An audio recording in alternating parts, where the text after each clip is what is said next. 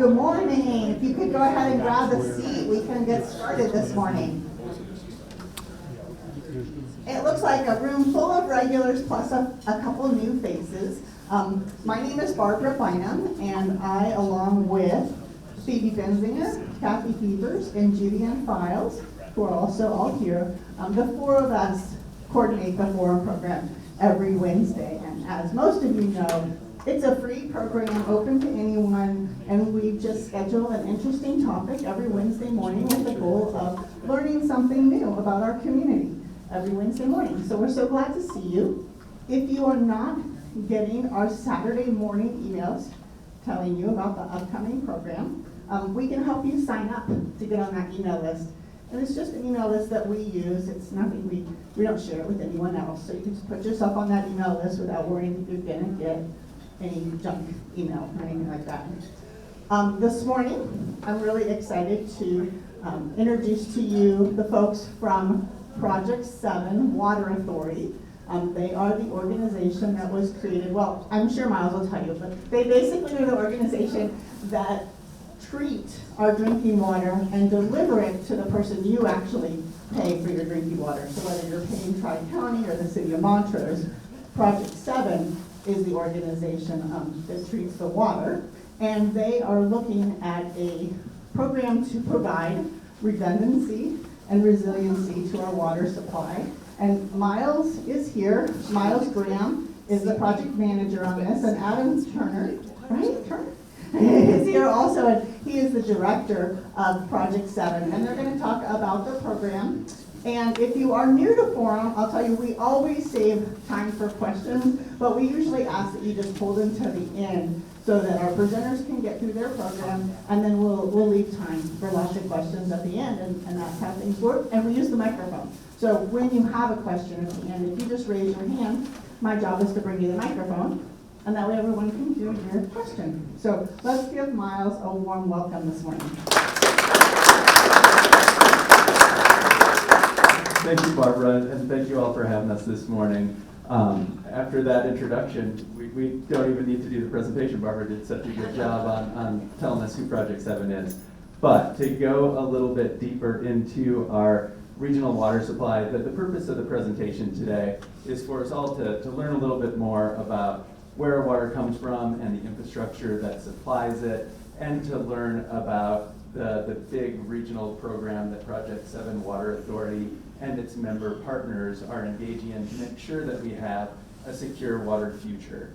And then third and final point here today is we want to make sure that there's a community awareness of not only the project, but what the process is going to be moving it forward. So the spoiler alert here is that this entire map, all of our service area serving 60,000 people in the valley, is all served by one treatment plant and one source. So you can see on the east side of town here, this is where Project 7's current water treatment plant is. It's been there for 40 years, and it is all supplied by one source coming through the Gunnison Tunnel here with water that comes out of Taylor Park, down through the Gunnison Valley and into Blue Mesa, then through the Gunnison River, down through the Gunnison Tunnel to our treatment plant. So we've got a one straw, one cup situation going on here, which is really unusual for a community of our size, as I said, about 60,000 people, to be reliant on a single source system that is aging and that has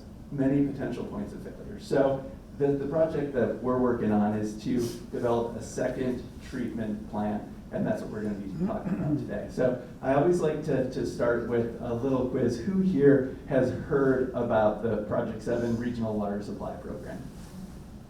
Excellent, awesome. So you all have a lot of good background. I anticipate a lot of really good questions, and we'll go through the history pretty quickly, but it is a very important and really interesting history that shows the strength that we have in rural communities when we work together. So the second question I like to ask is, who in this room gets their water from one of our partner members, the City of Montrose, City of Delta, Town of Olathe, Tri-County Water, Chipeta, or Menoken Water? Excellent, that's what I thought, most everybody. So this impacts all of us and is a really important regional conversation. So the history of Project 7, going all the way back to 1909 when the Gunnison Tunnel first began delivery of irrigation and raw water, we benefited from a regional water infrastructure program. And in the 70s, there were some regional water shortages and aging infrastructure that required the communities to come together and develop a shared infrastructure system. And that's the vision for Project 7, and when the founding members came together to create that governmental entity in the late 70s, Project 7 turned on its taps in 1980, and that regional water system went online. And over the years, there have certainly been significant storage improvements to our system, upgrades to our treatment plant to keep it functioning. But it was in the 2000s that we started looking at some of the resiliency planning is what we've been calling it. Really, it's managing the risk of having a single source system that we need to upgrade to make sure that if there was an issue with the Gunnison Tunnel, which really started these conversations, thinking about, this tunnel's over 100 years old, what if we had an issue with it? How would we manage our water supply? We don't have a backup plan. And then we started looking at some of the other risks with aging infrastructure, wildfire, and began planning for a bunch of different scenarios that we'll look at today. So in about 2019, the Regional Water Supply Program was officially formed and is bringing us to where we are today.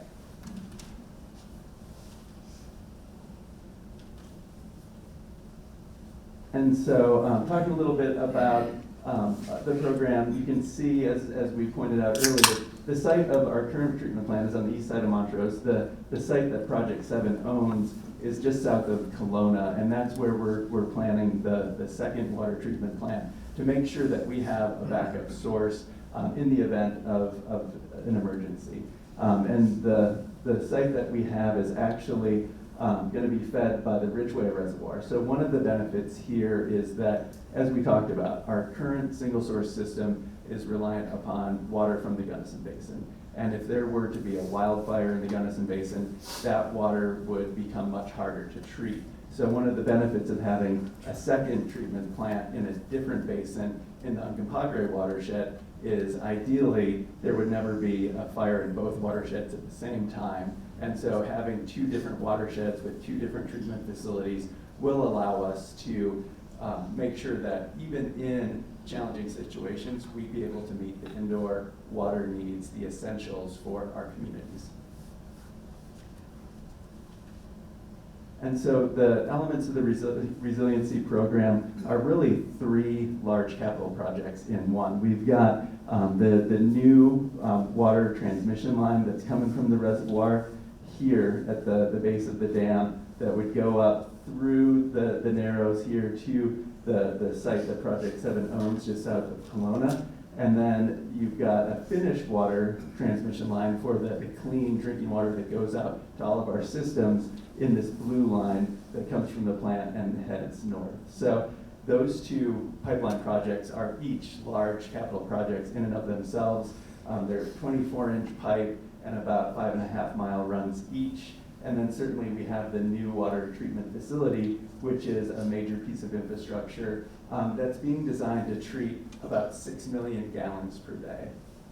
And why that's important is because right now our indoor water usage is about just over 5 million gallons per day. And so that means in the winter time, our indoor water needs for cooking, cleaning, bathing, all the essentials are about 5 million gallons. So we're designing this facility so that on day one, it can provide for all of our critical needs if something were to happen to our existing treatment plant. This facility can be expanded in the future if growth and demand warrants that. When we're planning for a project like this, we're thinking 50 years out in the future. So if needed, we'd be able to add that capacity.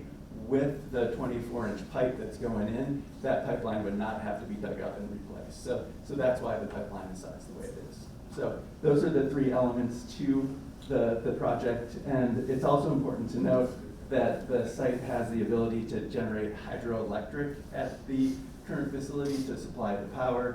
And that's one of the big benefits of having a second treatment facility in the southern end of our system, is that the gravity flow of being able to push the treated water to the site and then treat it and then push it out into our system by gravity and not have to pump it as Tri-County has to do in the southern end of the system today.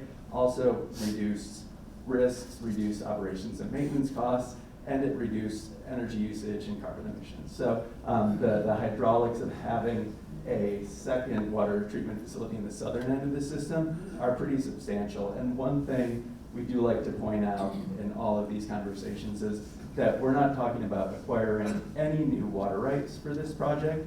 This project is simply treating water that our members already own in Ridgeway Reservoir. And a little bit on the technology and why this is important is the water coming out of the Gunnison River is really good, high quality water. Obviously, we all enjoy the benefits of that every single day. The water that's coming out of the Uncompahgre Valley is a little different, and it's harder, has more minerals in it, so it requires a little different treatment so that the chemistry of the water matches the water that's in our system today, and it's going out to all of your homes and businesses today. And so to make sure that we can treat this water to the high standard that we all expect, we got a grant from the Bureau of Reclamation in 2022 to do a pilot at the base of the Ridgeway Dam, you can see here, and test that water, make sure that through a pellet softening system, we can take some of that hardness out and do it in a way that's not gonna produce a byproduct that's really briny, salty, and waste some of our water. We think about water as our most important natural resource. It's essential for life. We don't have water, we don't really have anything. So we didn't want to engage in a treatment process that would be producing a lot of wasted water. So this pellet softening treatment allows us to remove the hardness that's in the water and produce a hard pellet of minerals that's actually really desirable for a lot of agricultural producers who can come pick up this product and use it to feed their chickens, cows, and it's a really nice byproduct that can go out to our agricultural partners without wasting a lot of water. So we appreciate the Bureau of Reclamation funding this project to test the treatment facilities that we're going to be using. So that's a little bit about the background of the project, what it is, the key elements, and how we're going to treat the water. Talking a little bit about the project need, it's really important to note that for a valley the size of ours, serving 60,000 people, it's really unusual not to have a backup water treatment plant or partners who have interconnections to our system. So if there's a problem with our system, we can just tie into our system. If you look at the Grand Valley, the Grand Junction area, there's a lot of consecutive systems with interconnects, so they've got backup in their system. We're unfortunately on a bit of an island here, and actually we are the emergency interconnects for the town of Ridgeway, for the city of Ouray, and for Dallas Street Water Company. So having a backup treatment facility is truly something that is needed for our entire region. And as I said earlier, when we first started looking at this project, one of the key drivers was the Gunnison Tunnel. But as we started looking at some of the other risks associated with our system, wildfire became one of the bigger concerns. And this graphic shows that really since the year 2000, we've seen in our wildfire cycle bigger and more frequent wildfires. And so that pretty quickly became one of the bigger risks we were trying to mitigate. And that is also one of the benefits of having two different river basins, two different watersheds to draw water from.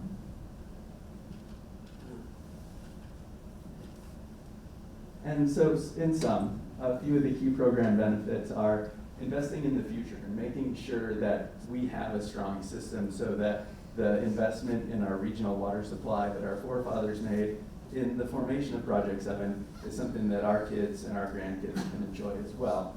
The dependability piece and reducing the need to pump water across the valley by having a second treatment plant in the southern end of the system that can use that gravity flow to power a lot of our pipelines is another real benefit for dependability.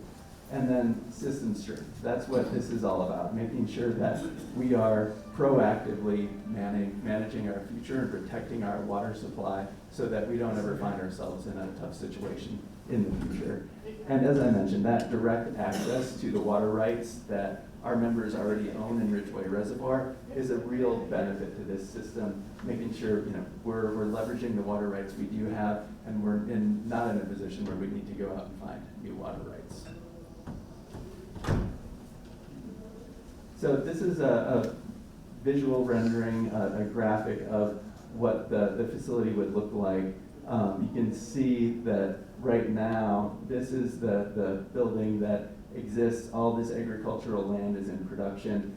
The stuff that isn't there is the water treatment plant back here on the sandstone bench up on the west side of the highway. The intent is to keep all the agricultural lands in production and as they are today, and to develop the facility back here in the backside of the property that Project 7 owns. And as I said, there is room as we're designing this to expand that plant.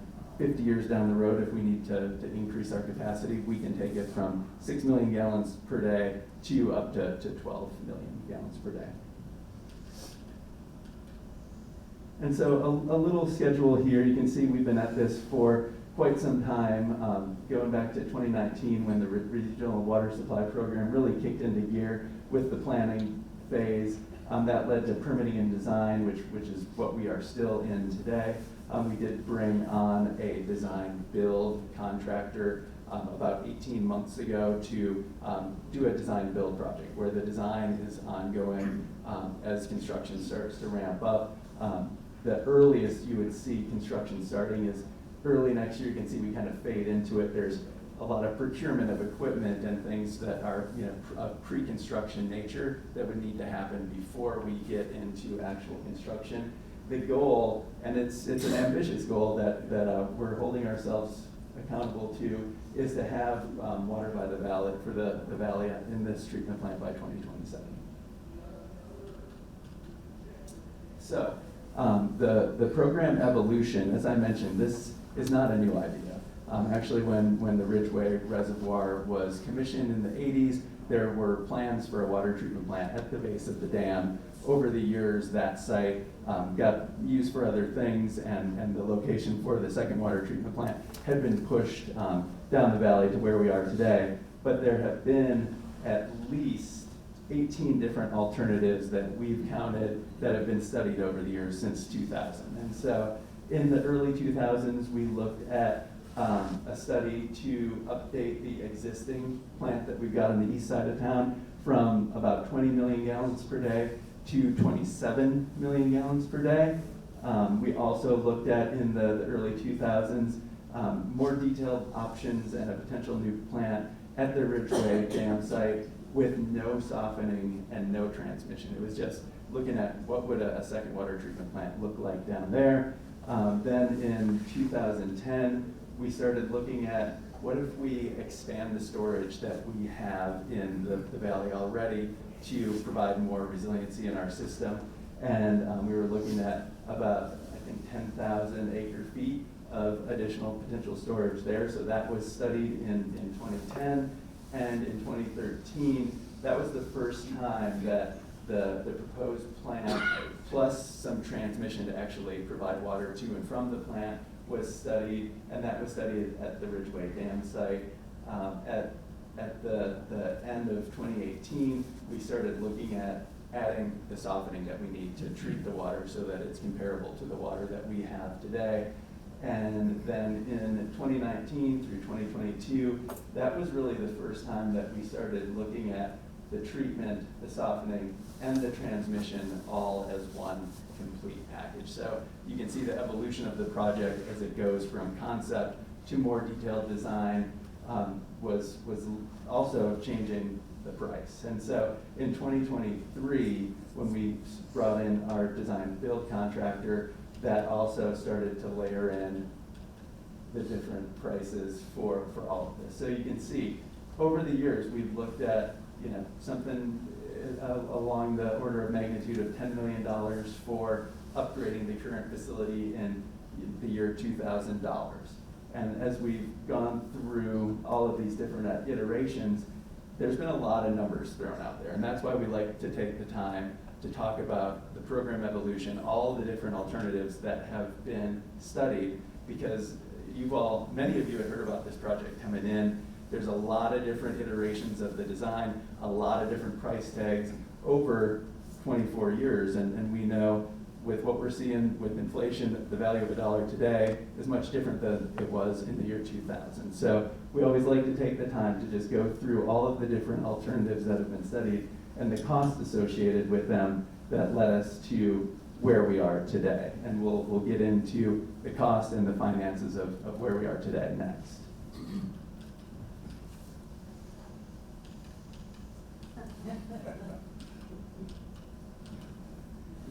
We're running out of batteries here. So this is just a different way of looking at it. And again, going from 2000 all the way to 2023, a lot of different options. What you see in the blue is the millions of gallons per day, and the red is the cost. And you can see as we were stepping through the options, unfortunately, things never really get cheaper over the years, which when we look at where we are today, we saw a big jump in cost going into the design build process. And as a project moves from concept to design and that scope is more fully defined, it's not unusual to see the price go up, but we also know there are a lot of different factors that have been making the cost of construction increase over the past couple of years, and Project 7 has not been immune to that. Sure, that'd be great. And and so this just illustrates, as a project goes from concept to design to build, that the projects usually get much more defined, and that scope of work comes into focus, and that has cost implications. And so we all know that the cost of construction projects has gone up over the years.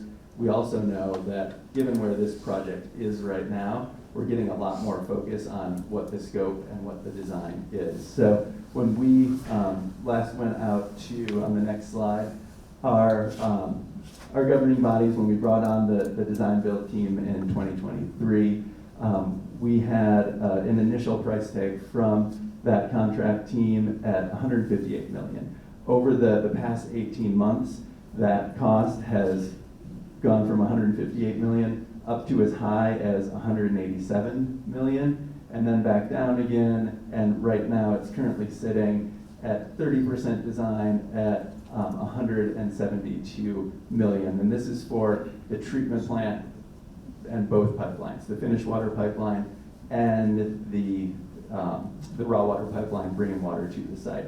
And the reason that we're showing this progression over time is we're approaching a really important milestone from the design build contractor, which is what they call the guaranteed maximum price. And so we're going to be digging into what that looks like and how the Project 7 Board of Directors is managing that. But before we do, I wanted to just take a little bit to share the process of how we manage such a complicated project with so many moving parts. So on the next slide, and we can go to the one after this, here's the org chart of how this project is being managed. So Adam and his team at Project 7 are managing a lot of different moving parts here. We've got a municipal advisor who is brought on to really serve as the fiduciary for the project and make sure that the financing model is always updated and calibrated as we see some of these new numbers and as the project receives additional grant dollars and is looking at other funding mechanisms. So that municipal advisor is directly contracted through Project 7 as really, as I said, the fiduciary for Project 7 and all of Project 7's members. And then there's an owner advisor team that really acts as an extension of staff and manages the project and the design build joint venture of CDM Smith is the designer. They're a large design firm based out of Denver, and McCarthy is the construction contractor. So that's the org chart of the different players. And on the next slide, you'll see for the progressive design build approach that the board elected to pursue with our joint venture, there are some potential benefits, and that's why this delivery method was chosen for the project. One of the big benefits is faster project delivery with cost savings and reduced risk that shares the risk among the project sponsor, Project 7, and that design build team. It also allows for early contractor engagement with local contractors, and you may have seen that contracting team has been out in the community getting bids and getting information from our local contracting community. It does allow for more innovation, price certainty, more control over quality and value management, and helps to mitigate some of the supply chain challenges. Certainly no project has been immune to those. So on the next slide, you'll see one of the key components of a project of this scope is to have an independent third party come in and do cost estimation to make sure that it's not just Project 7 and the owner's rep and the municipal advisor team that are holding the design builder accountable to their cost estimates, but that there is an independent cost estimator who, this is all they do, is come in, audit projects, and make sure that there aren't any discrepancies in the project, and that's where we are right now. And so the estimated cost that we're seeing from our design builder that I just showed you is still relatively high compared to what we think it will be and what we think it should be. And the process going through on the next couple bullets here are working with our joint venture design build contractor and the independent cost estimator. They're called the ICE, independent cost estimator, to align on the cost estimates. I'm continuing to move uncertainties and unknowns into a risk-based document called the risk register, which ideally takes a large contingency, which is included in the current cost estimation, and instead of being an undefined contingency, defines those items and brings them into the risk register so they're accounted for, they're documented, and there's a price tag along with them. And then that allows us to evaluate and all the scheduling and construction assumptions that are being made, which have large impacts on the project cost. And finally, reconcile those issues ahead of the guaranteed maximum price submittal, which we anticipate later this year. And so we wanted you all to have this context before we dive into what that next milestone is going to look like. And the pipeline here, and on the next slide, Adam, you can just punch through the next couple of graphics just to bring them all up. The 75% design milestone is one that was just reached earlier this fall and delivered to the authority and the board of directors, and the guaranteed maximum price follows that. And what that will do is give us a buildable 75% design for the project, and then it will also provide the guaranteed maximum price, which is anticipated to be shared with the board this December. And once we get the guaranteed maximum prices, as we see in these final two boxes, the board and Project 7 Water Authority can either accept that guaranteed maximum price and move the project forward and start with the procurement and the construction process and all the pre-construction work, or there is an off-ramp for Project 7, and Project 7's board can take that buildable design and bid it out and hard bid to other individual contractors. And so those are the options that the board will be weighing come the end of the year.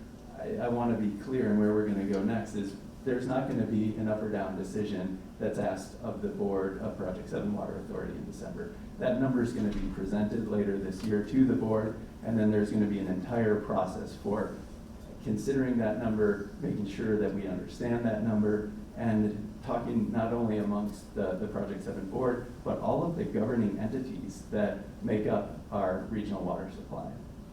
So on the next phase, you can see in October, that really started this decision-making process where our board looked to understand what the components, what the anatomy of a guaranteed maximum price includes and what it doesn't include.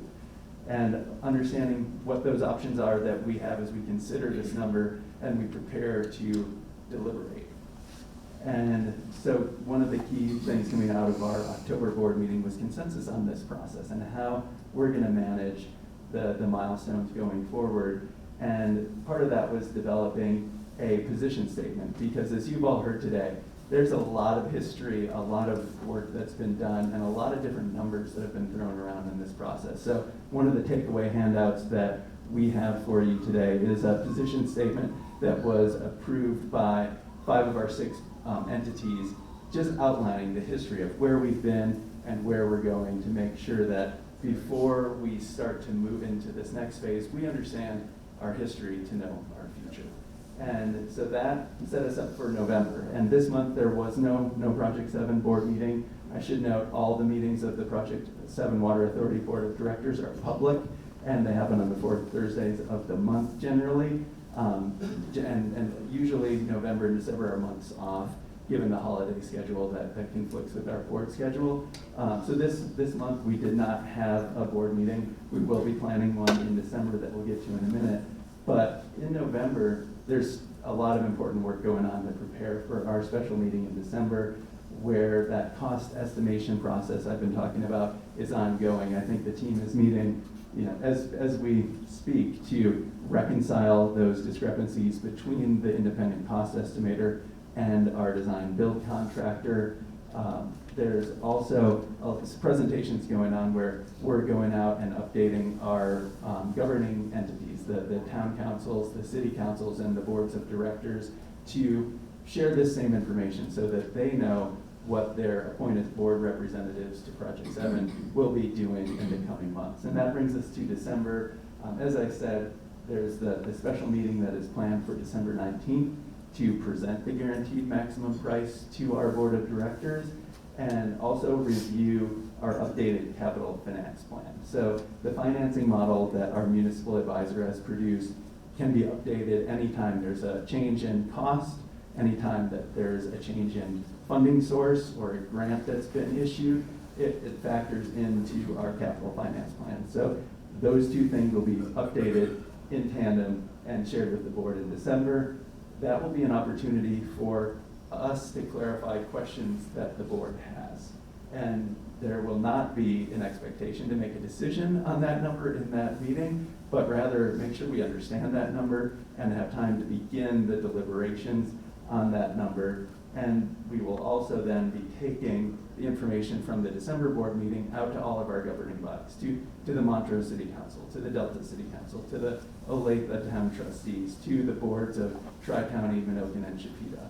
And that then will allow us in January to share the feedback that we've gotten from those governing bodies, have further discussion, and see if the board is ready to make a recommendation on where we go from here. That would not be a decision. That would simply be, how are we feeling about this? Do we want to make a recommendation that we can bring back to our governing entities again to share that information, get their feedback, and potentially make a decision, or potentially go back and look at reworking some things. So in February, we'll take that governing entity feedback, have that further discussion, and discuss, is the board ready for decision making, or do we need more time? Regardless, we want to make sure we have consensus on the path forward from the majority. And in March, if needed, we will make further deliberations. We will further evaluate cost implications, and if needed, the guaranteed maximum price and the financial model can be revised as needed.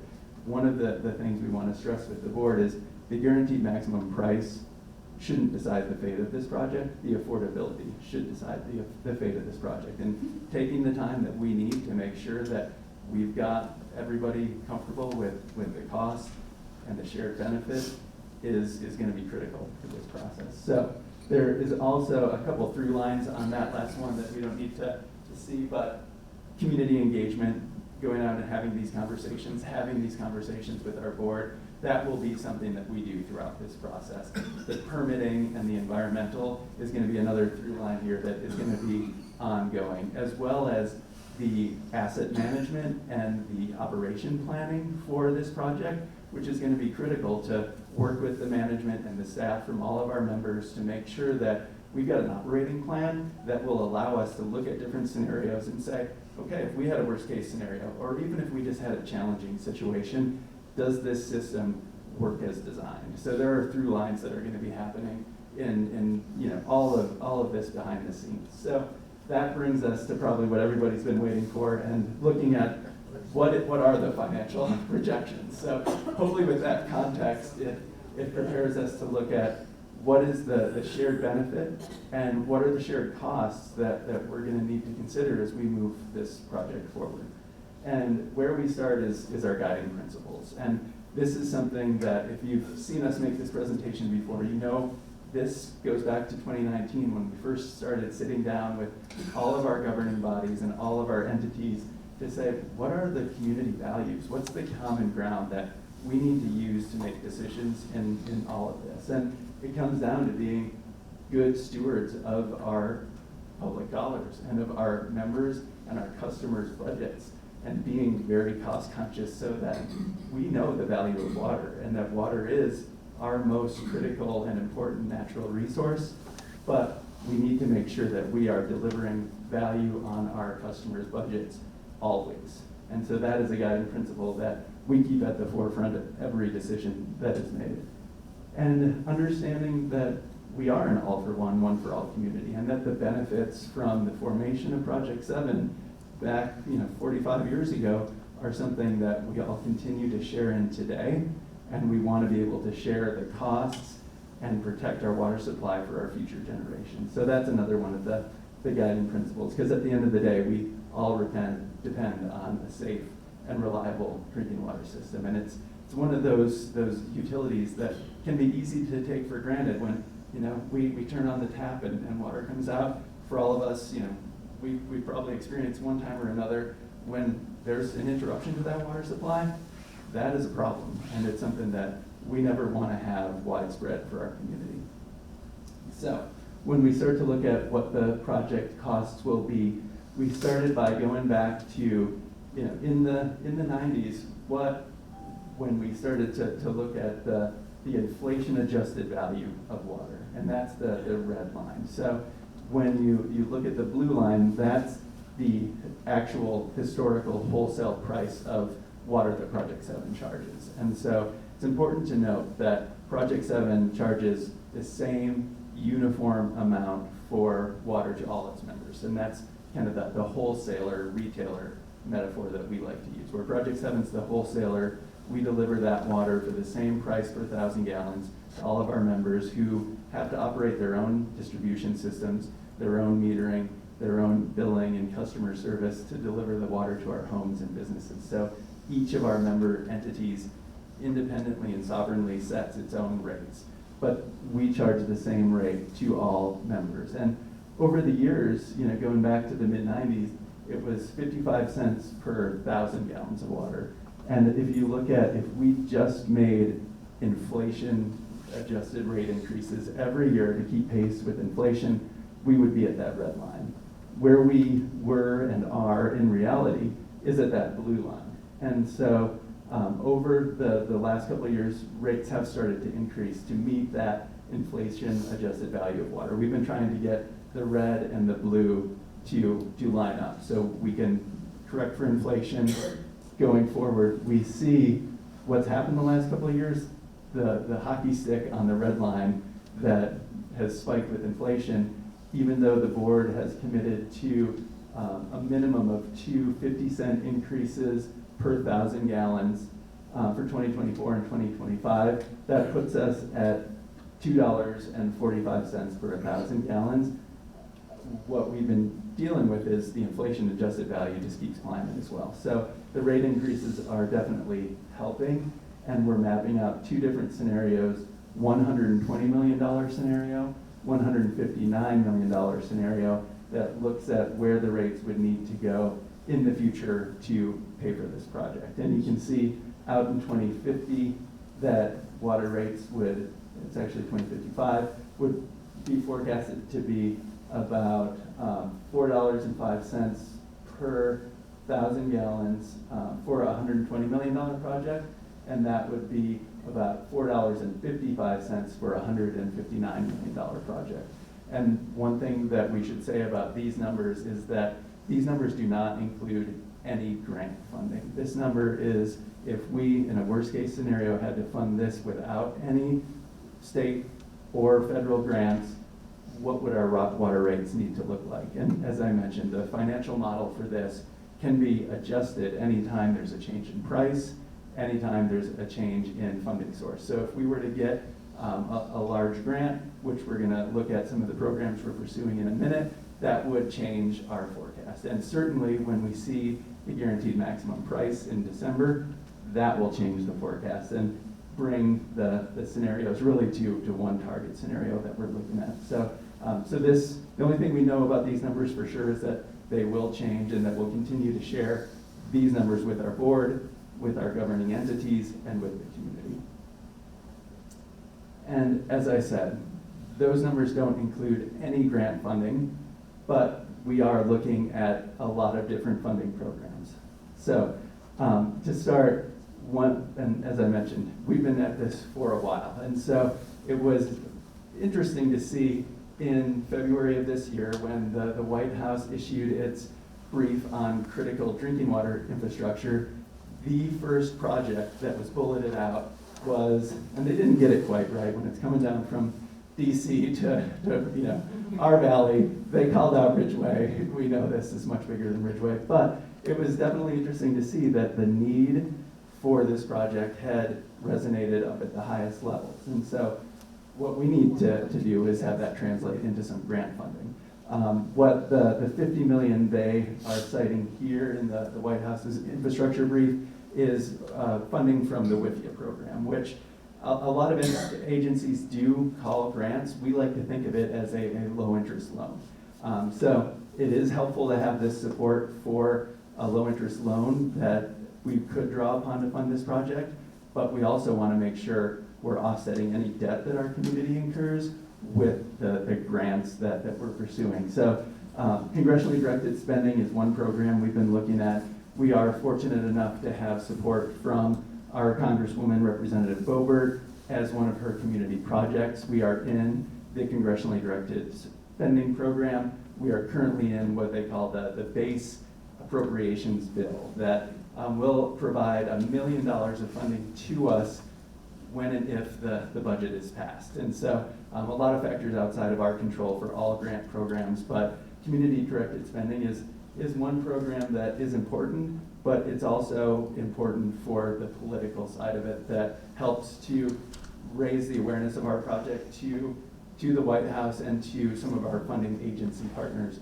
In addition to Representative Boebert, both Senator Bennett and Senator Hickenlooper and Governor Polis have all signed on in support of this project. So it's a unique bipartisan support that we enjoy, that we're hopeful will produce some fruits in the congressionally directed spending program, but even more so in our what's titled here as the USBR Title 16 program. So that's the United States Bureau of Reclamation. They have a program called Title 16, which is part of their Water Smart program. And given the water chemistry that I mentioned earlier, because of the hardness in the water in the Uncompahgre Valley, and that treatment that the Bureau funded for $600,000 in 2022, that set us up to enter the Title 16 program, which is technically a desalination, recycling, and reuse program, which is the category that we are in. It also means we're competing with large desalination projects in California.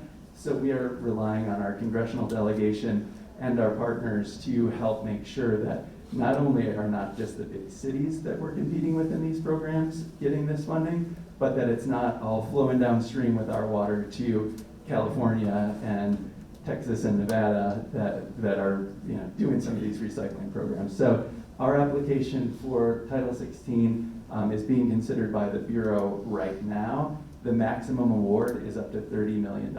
So this is a big program that we have been putting a lot of time and energy into, and it certainly is something that we are optimistic and hopeful for, but it's not unusual to have to go back after multiple rounds and resubmit to make sure that we're bringing in as much funding as we can. So we are expecting to hear back from the Bureau by hopefully March in their deliberations, and so that will help bring things into focus as the primary funding program that we're looking at for grant money. And I should say we're well positioned for this program because we've gotten the Bureau grant that I mentioned for the treatment technology. The Bureau also gave us what they call a system optimization review grant, which is really the first starting point to be eligible for Bureau funding. So we have been walking the path with the Bureau for the last 5-6 years through their different funding programs, and we hope will now set us up for some of the capital construction funding that will really help address some of the affordability concerns that we all share. And that's not to say that we aren't looking at other state and federal programs. We were just talking with the Department of Local Affairs yesterday, and our grant target for the project is about $30 to $35 million of that price tag. So that would be roughly 20% of project cost. That's one of the other important factors to keep in mind when we're talking about federal funding. There's an 80-20 ratio that we need to make sure that our federal funding does not exceed the 80% threshold. And that includes that $50 million through WIFIA and some of the other programs, which brings me to our next slide. And this one, it's a classic good news, bad news situation when we're talking about water funding. The good news is there are many, many options. The bad news is there are arguably maybe too many options. I mentioned WIFIA, which is administered by the Environmental Protection Agency. We're also looking at the congressionally directed spending, and then the Bureau of Reclamation funding is the big one. But there's also state funding that's managed through what they call the State Revolving Fund that would provide some pre-approved low-interest loans that we could draw upon for this project that we are qualified and eligible for.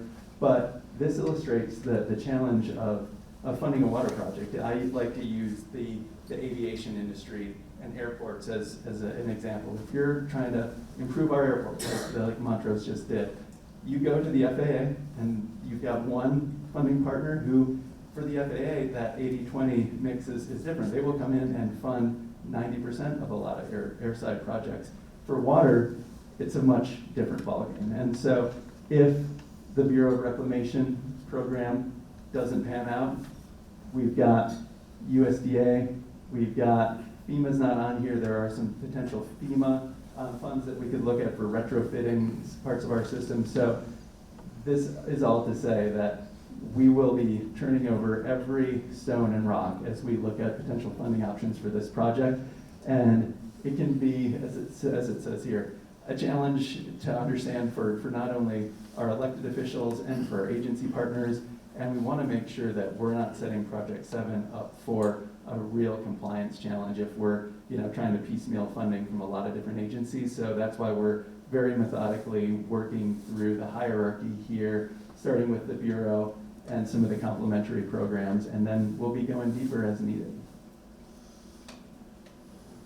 So that, I think it was. So the funding strategy, and I want to make sure we leave time for questions, is simple. It comes down to maximizing outside funding for every local dollar that we are contributing through our water rates, that we're maximizing that to bring in outside federal funding through grants and loans with favorable terms, because we do need that local match to show that we've got our financial plan in place and that we've got our local skin in the game so that we can meet that 80-20 ratio. We also want to make sure that we're matching that inflation-adjusted value of water while keeping our rates low and funding the region's water needs. But the bottom line is that after decades of planning, now is the time to make sure that we don't ever encounter a situation where we have to make some hard decisions about a regional water supply. And so how we define success is one of the things that we constantly ask our governing bodies and our members is, what does success for this project look like? And here are some quotes from our governing bodies and their leadership and the system strength, and knowing that we're part of the whole and we want the whole system to be strong, knowing that we're going to need accurate numbers and specifics on how this is going to work for our financial modeling, and that return on investment, how we settled on the 6 million gallons per day, so that we know what size is the right size that will provide maximum value to our community on day one. And thinking about the long term, this is one of my favorite quotes from our partners, and saying 20 years from now, this will be a bump in the road, but if we had a water shortage, that would be remembered forever. And it comes down to our guiding principles at the end of the day, and that the value of water is something that we all understand. We need to make sure that we're leveraging the value of water, but also making sure we're being cost-conscious stewards of our customers and our members' budgets. And so there's a lot of different ways to get involved. Please share information about this project with your friends, with your neighbors. We're always doing community events and site tours. We just did an open house earlier in the fall, in October, at the site of our new treatment facility.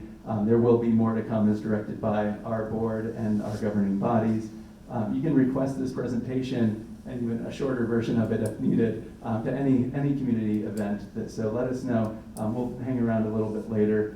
And then learn more at project7water.org, or always contact us at project7@montrose.net, or contact your water provider who can connect you with information about this program too. So with that, I think we can go into some questions. Great. I will pass the mic around for questions.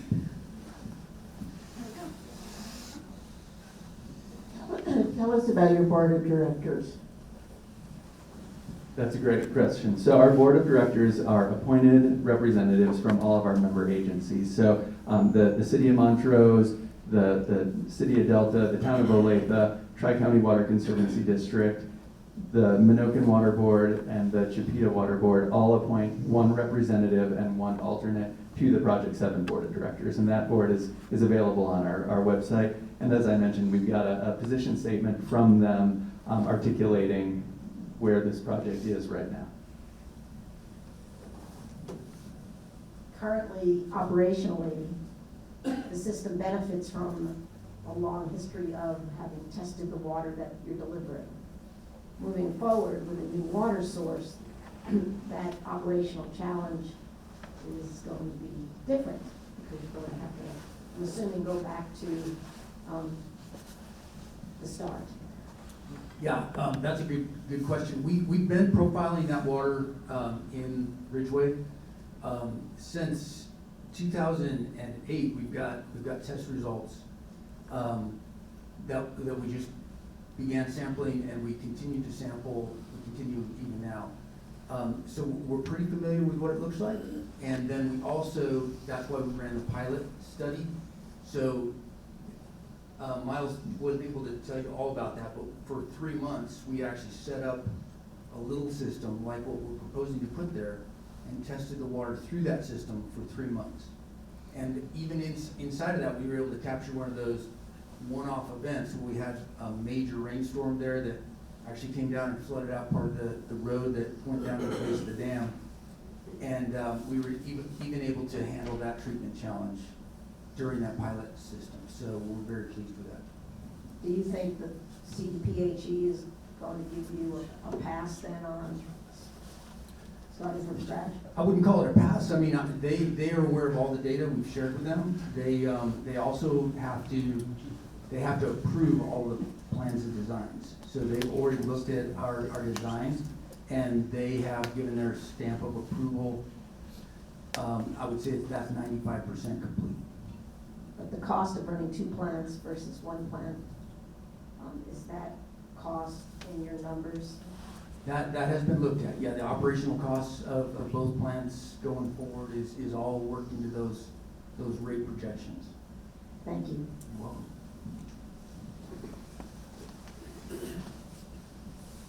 How much will the treatment at Ridgeway, well, one of the big things was when we get water out of the Gunnison, we don't have to treat it a lot.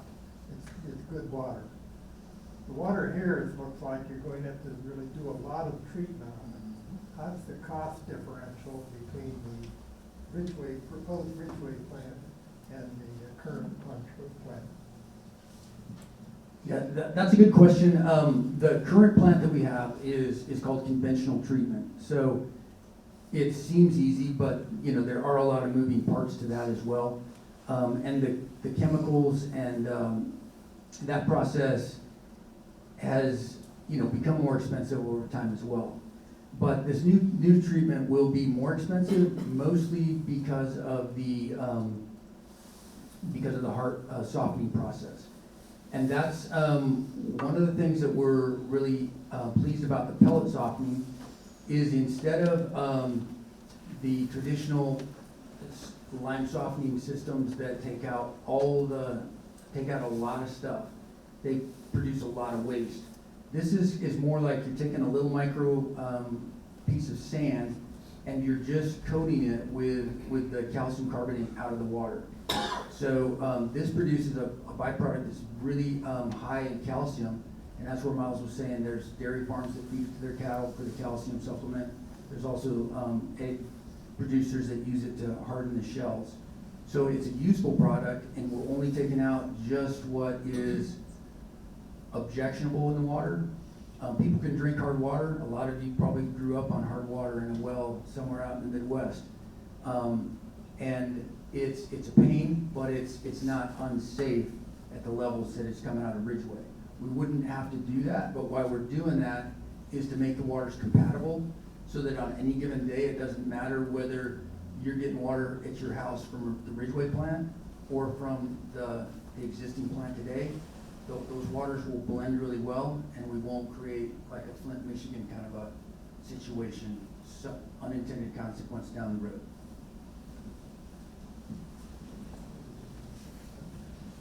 Just out of curiosity, what's the elevation difference between the two plants? Because I know the City of Montrose put up that big water tower that makes it so cheap and gravity. Yeah, they're actually not that different in elevation. Going up towards Ridgeway is flatter than I had imagined. They're both right around at 6,300 feet in elevation. So they'll both be very compatible in the elevation. So does that mean that the current water treatment plant, which currently has to pump water uphill to reach the southern delivery half, that southern delivery would in the future come off of Ridgeway so that the pumping costs would be reduced? That's exactly one of the big benefits is it would remove about 5 pumping stations for the water headed south. If you live up at Sleeping Indian or something, your water will still be pumped. If you're up in the Pleasant Valley area, that water will still require some pumping as well. But it's kind of a nice midpoint. If the plant is designed to present that 6 million gallons a day, what % of the water right does that